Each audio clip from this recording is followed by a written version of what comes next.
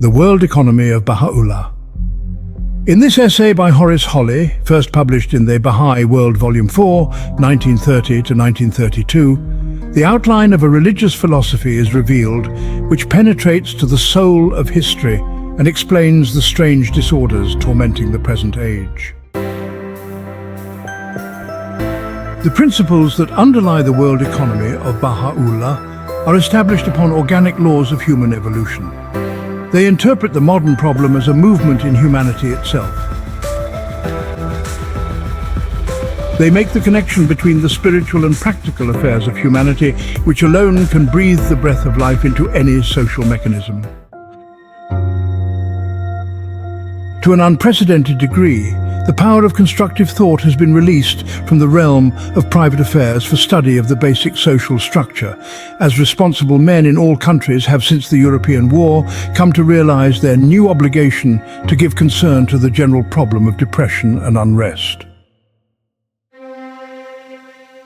The time is therefore favorable for more widespread knowledge of the fact that a plan of world order was advanced more than 50 years ago, which not only anticipates many proposals now receiving serious consideration, but rests upon the substantial foundation of a true analysis of the malady afflicting modern life. It is in fact a matter of importance for the serious student of current conditions, whether his interest is primarily economic, political or sociological, to learn that a body of literature has existed for 2 generations in which are to be found explicit principles and teachings, meeting the very difficulties now so profoundly felt throughout the world.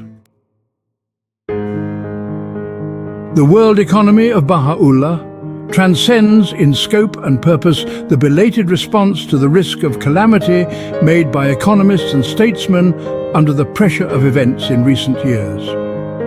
His principles are established upon organic laws of human evolution. They interpret the modern problem not as a temporary maladjustment of industry and trade, the effects of an industrial revolution, but as a movement in humanity itself. They make the necessary connection between the powers of earth cannot withstand the privilege and bestowals which God has ordained for this great and glorious century.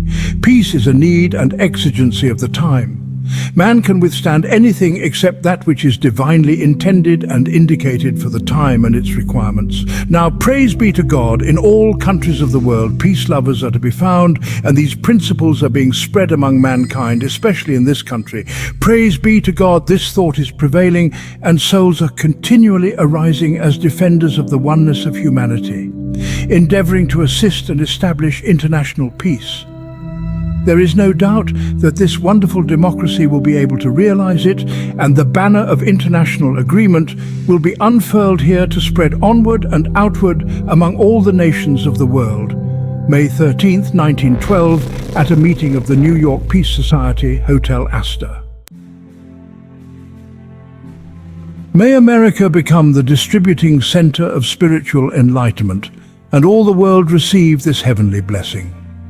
For America has developed powers and capacities greater and more wonderful than other nations. While it is true that its people have attained a marvelous material civilization, I hope that spiritual forces will animate this great body and a corresponding spiritual civilization be established. April 16th, 1912, at Hotel Ansonia, New York City. Though these quotations are but a few fragments of the complete text, nevertheless they reveal the outline of a religious philosophy which penetrates to the soul of history and explains the strange disorders tormenting the present age. In Baha'u'lláh, a spiritual sun has arisen above the darkness of the world, a touchstone dividing the false and the true, compelling a final struggle between the forces of materialism and those of reality. He evokes a new and universal loyalty which alone can sustain the burden of world administration and develop in men their latent higher powers. He reinforces the hope of peace and the desire for social justice by the assurance that they emanate from the very order of human evolution. Enshrined in the teaching of Baha'u'lláh is the principle of a worldwide social structure, an organism fitted to the present needs of humanity. His teachings universalize the teachings given by prophets in the past.